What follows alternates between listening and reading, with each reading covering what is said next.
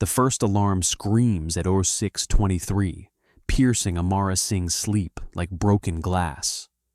Her bare feet hit cold metal flooring as crimson warnings flood her terminal screen.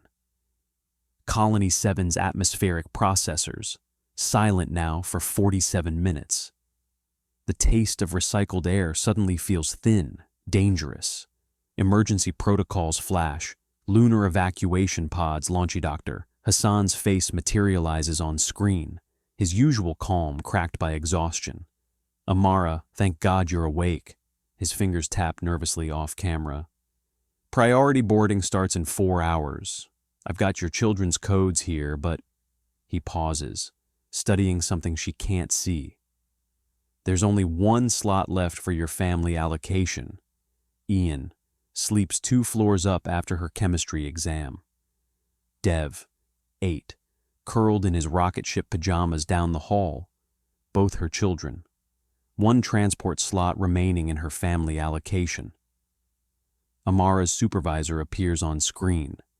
Priority boarding for essential personnel families begins in 4 hours. Medical Chief Singh, your children's manifest codes are ready for upload. Her throat constricts. The display shows 2 ID photos. Kira's determined smile, Dev's gap-toothed grin, Colony 7's dome cracks audibly above, hairline fractures spreading like spider webs across reinforced titanium steel. Atmospheric readings plummet, 18.2% oxygen, dropping. Which child, Amara? The words taste like metal. Kira could survive Earth's collapse better, older, stronger, resourceful. But Dev needs protection, guidance, someone to hold him when nightmares strike. Her finger hovers over the selection screen. Time compresses. Choice crystallizes. Everything hinges on this moment. 12 hours after the evacuation notice, Amara's personal communicator buzzes with priority alpha clearance. Captain Morrison's hologram materializes in her cramped habitat module, his weathered face grave against the blue-tinged projection. Singh, we've got a problem. Transport capacity to Luna Base, severely limited, 300 seats, 17,000 colonists. His fingers drum against an invisible table. Emergency protocols activate a selection algorithm. Random lottery for adults. Children under 16 get automatic priority. Amara's coffee mug slips from her fingers, ceramic shattering against metal flooring. 15-year-old Kira sleeps in the adjacent pod, still clutching her chemistry notes. 8-year-old Dev dreams in rocket ship pajamas down the hall. The algorithm flagged an issue with your family unit, Morrison continues. Medical personnel get priority boarding for themselves, but the system only allocates 1 guaranteed child slot per family. You have 2 children under 16. Numbers cascade across her tablet screen. Lottery odds for second child, 1.76%. Transport departure, October 12th. 1 guaranteed slot. 2 children. Amara's hands tremble against the tablet's cold surface. The mathematics are simple, brutal. Morrison's image flickers. You have 18 hours to submit your family's transport applications. Choose carefully, Singh. There won't be second chances. Dev laughs at something on his tablet. 8 years old and oblivious. Cross-legged on their apartment floor, he tinkers with circuit boards from salvaged drones.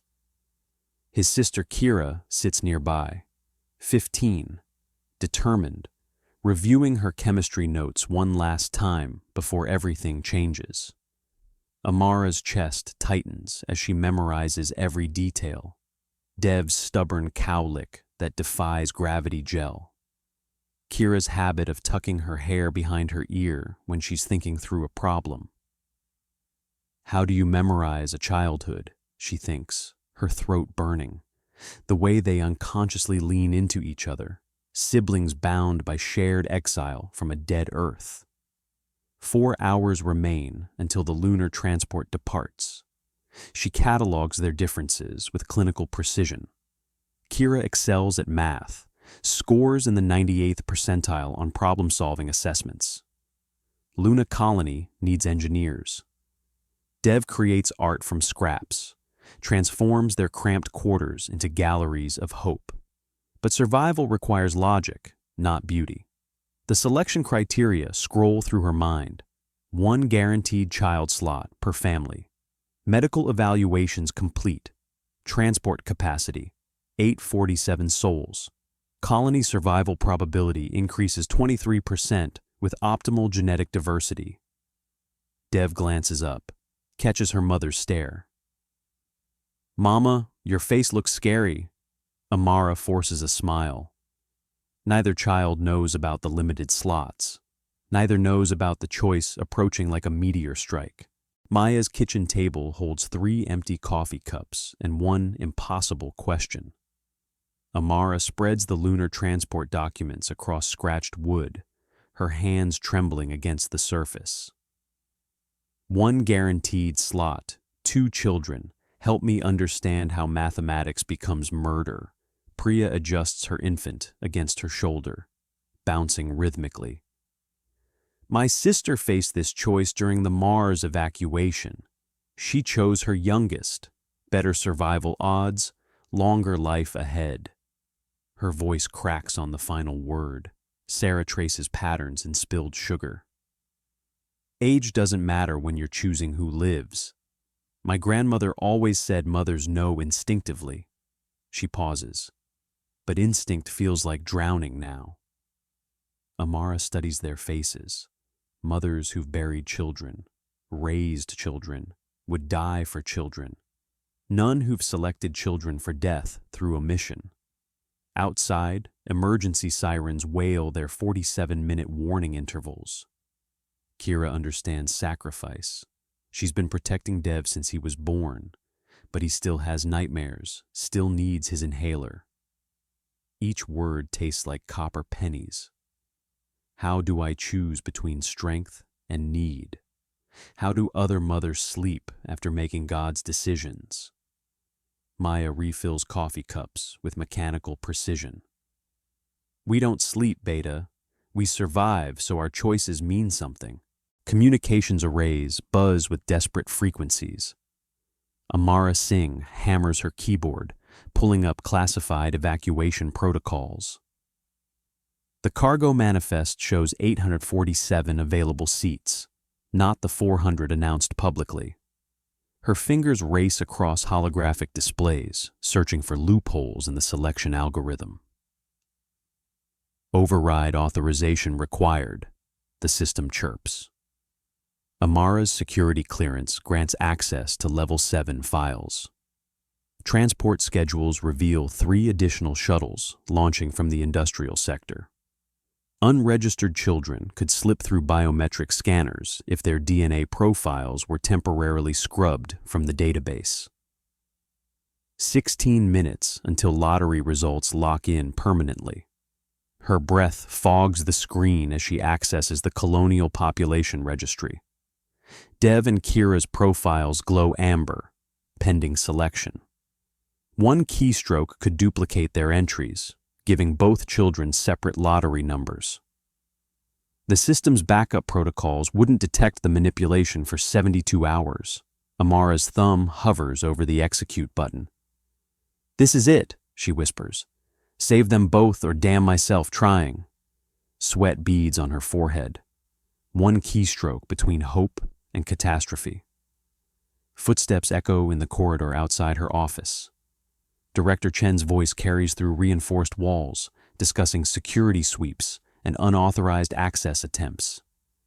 The door scanner beeps twice, someone testing her lock. 15 minutes remain. The duplicate entry protocol waits for confirmation. Amara's finger hovers above the submission pad. 0342 remaining on the countdown display. Her decision crystallizes like ice forming on glass, brutal and inevitable. Dev's asthma medication sits empty on the kitchen counter.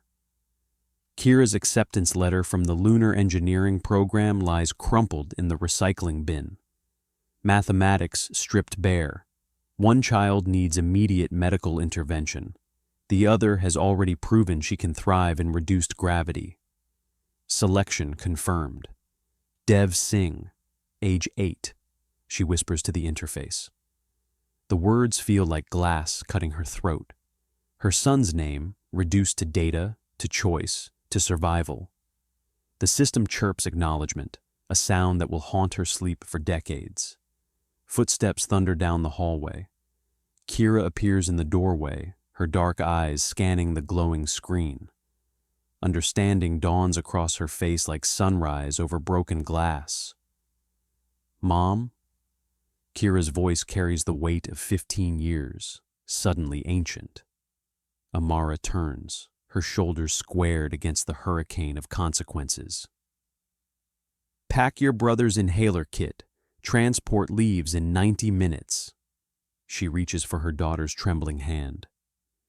You're coming home to me, Beta, I promise. Dev's transport shuttle hums on launch pad 7. 17 minutes until departure.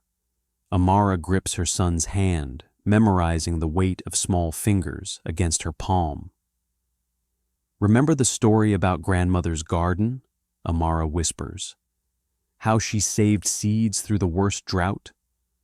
Dev nods, 8 years old and trying so hard to be brave. You're my seed now. You carry our family forward. Kira stands apart, understanding etched in her 15-year-old face. She won't be joining this journey. Amara's choice carved through their family like a blade. One child to safety, one to remain. The guaranteed slot could only save one. Dev selected, Kira left behind. Mama, will you visit me on the moon? Dev asks, his voice small and trembling. Amara's throat closes. I'll find a way. The lie tastes like copper. Boarding announcements echo through the terminal. Children ages 5 to 15 file toward the shuttle. Families fracture at the security barrier. Amara kisses Dev's forehead, breathing in her son's scent one final time.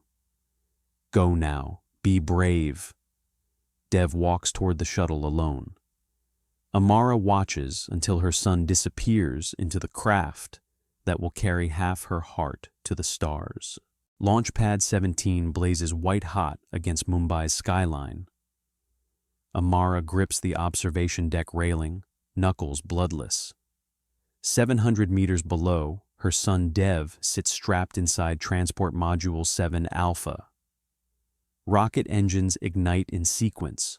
First stage thunder, second stage shriek, orbital boosters roaring like the world splitting open.